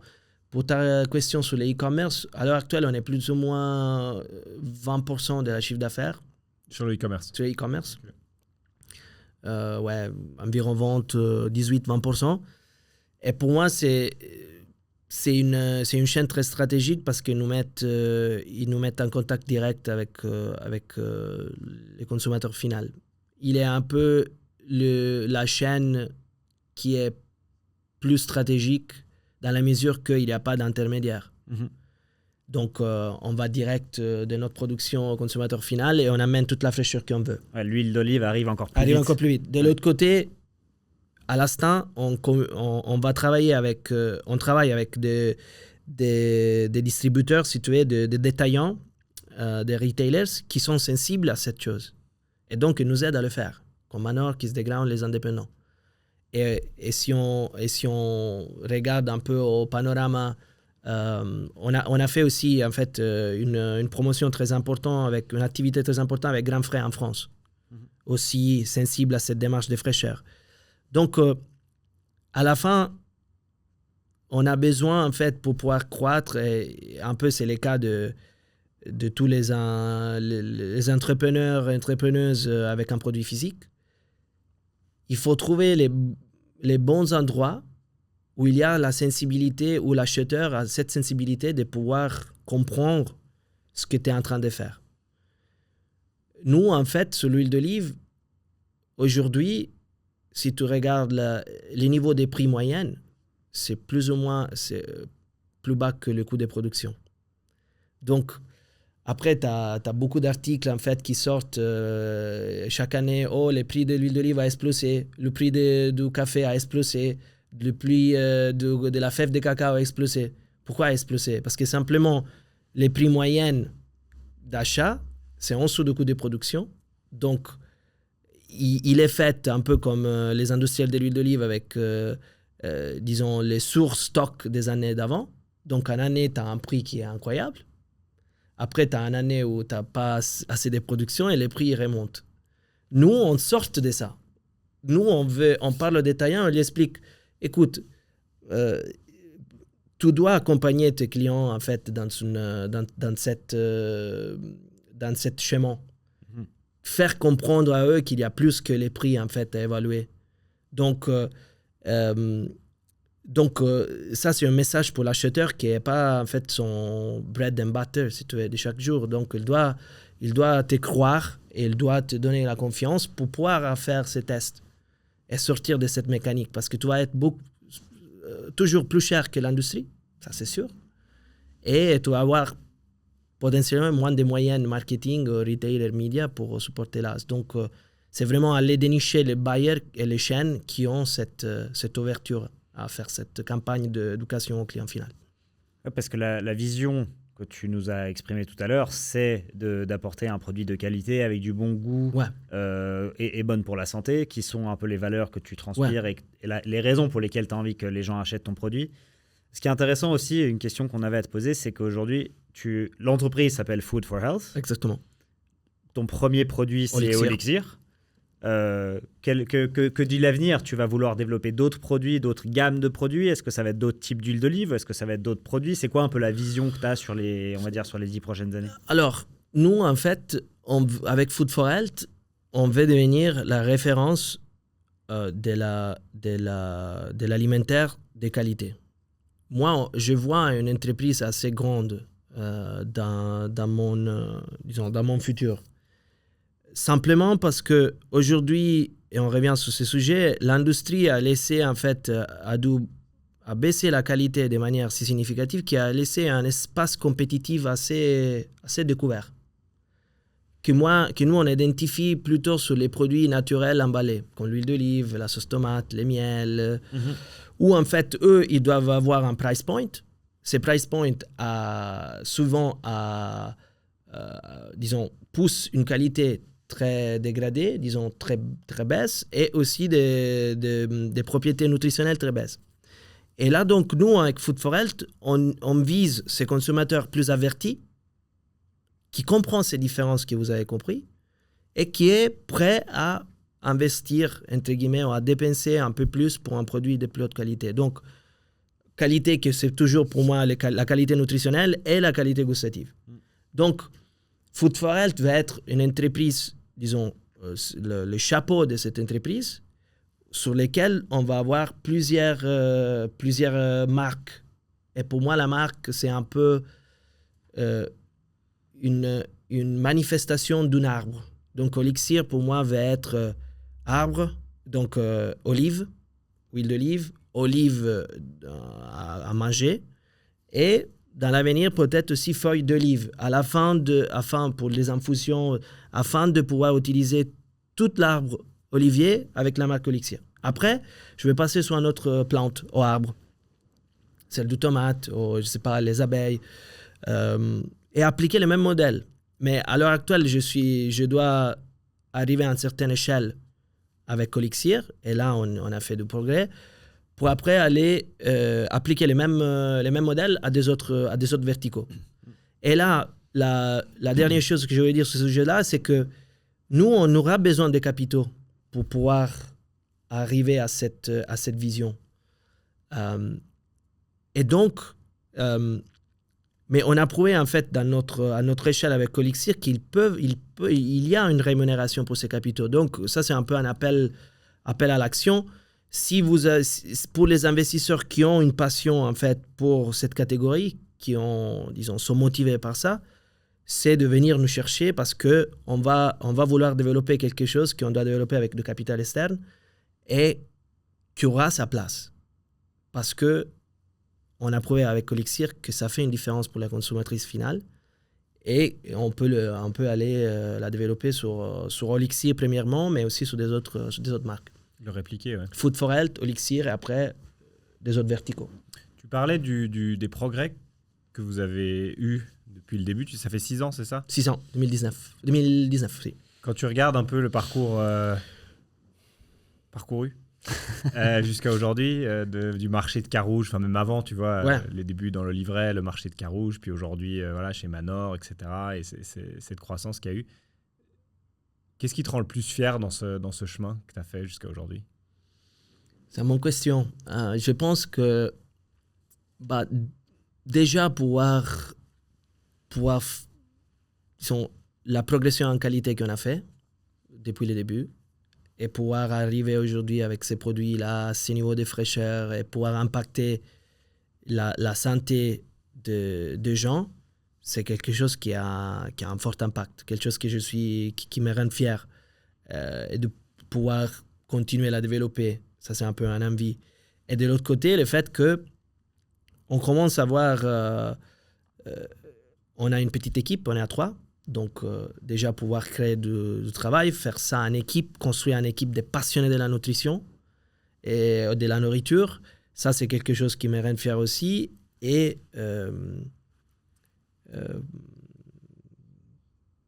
disons, oui, ces des points en fait sont les plus importants en fait.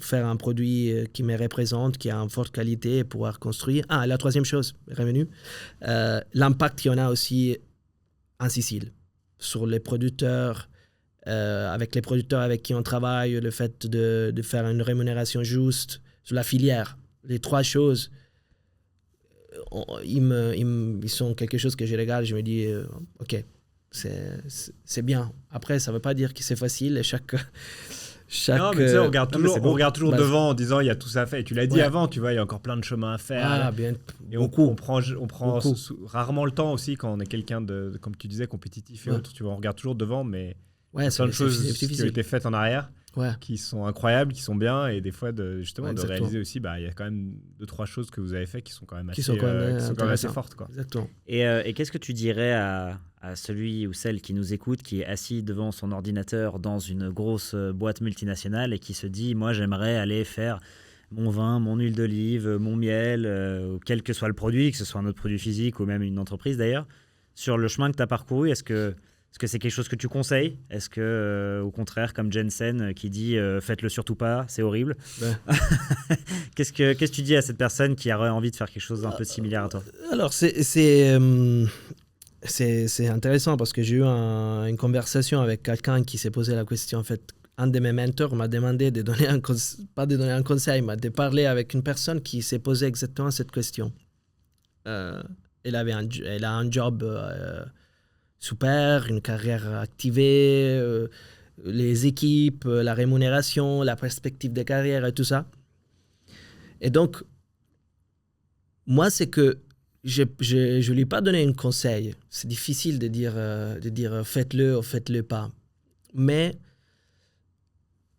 j'essaie un peu plus de poser des questions, de se poser des questions qui peuvent t'aider en fait à prendre cette décision. Par exemple, quelle est la relation avec les remords d'une personne? Est-ce que si tu ne vas pas le faire, tu vas te prendre la tête pendant 10 ans, oh, j'aurais dû le faire, quel type de personnalité tu as sur ce côté-là?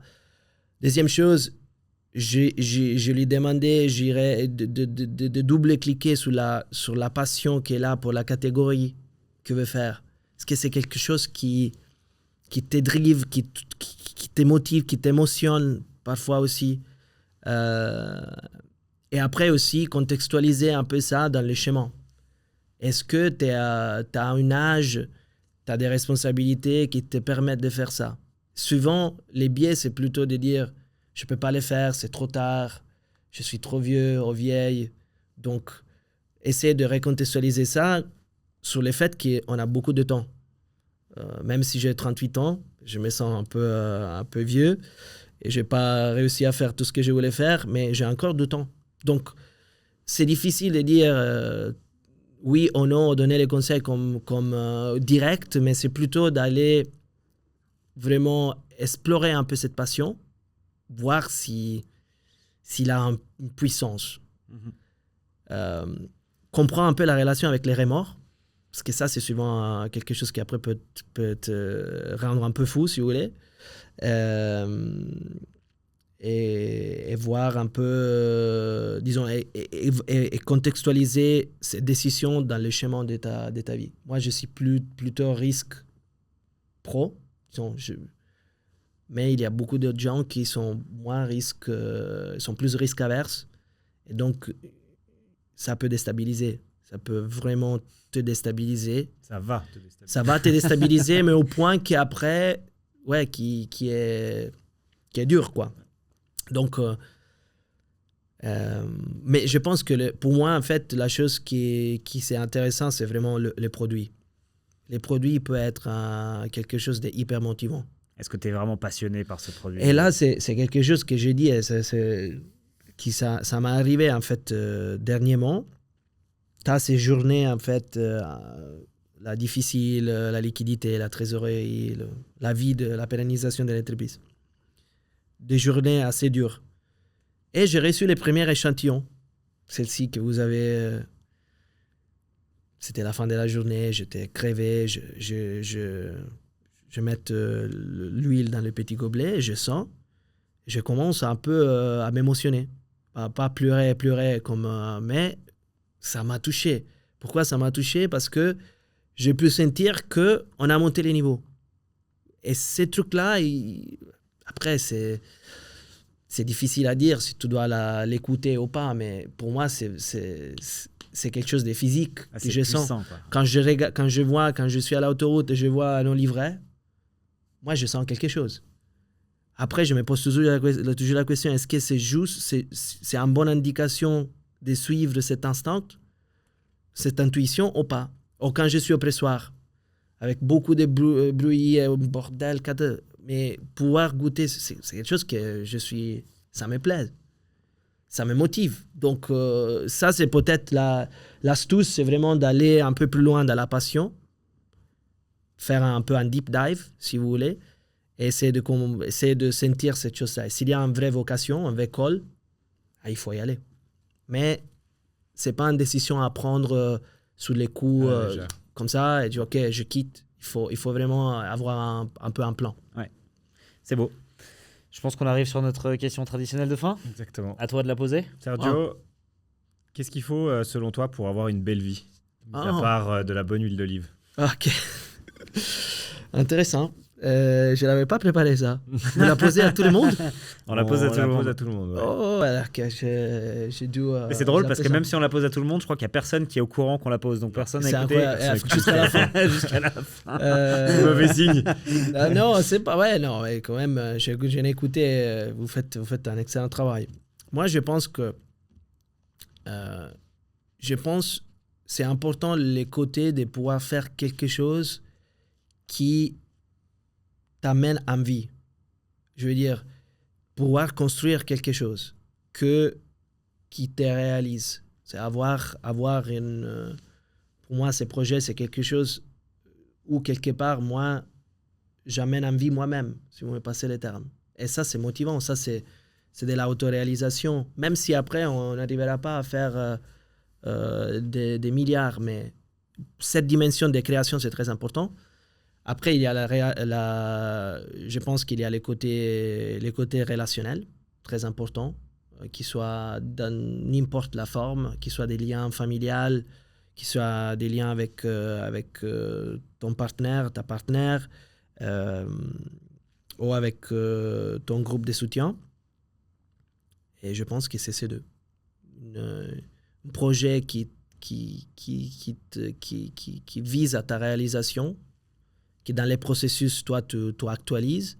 Et deuxième, des relations fortes et passionnées et émotionnelles, quoi. C'est beau. Merci beaucoup, Sergio. C'était un Merci. plaisir de t'avoir. Merci à vous. On a eu la chance de goûter des huiles d'olive en live, ce qui est assez rare.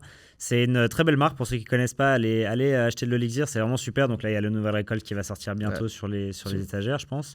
Allez, tu vas encore au marché ou pas? Marché, pour l'instant, on a arrêté. Ok. Donc, soit foodforel.ch pour la précommande, soit chez nos détaillants. Ok. Et là, c'est vraiment le moment. Et nous, on va faire beaucoup de dégustations, maintenant Genève, maintenant toute la Suisse, pour présenter ce nouveau Elixir 2025. Génial. Du frais, sinon rien. Et on fera une Du V2. frais, sinon rien. Ouais, du Et frais, on sinon mettra rien. on mettra le lien en description. Ouais, avec plaisir. Exactement. Pour les gens qui cherchent. Merci beaucoup, Sergio. Merci, c'était un plaisir. Sergio. Merci.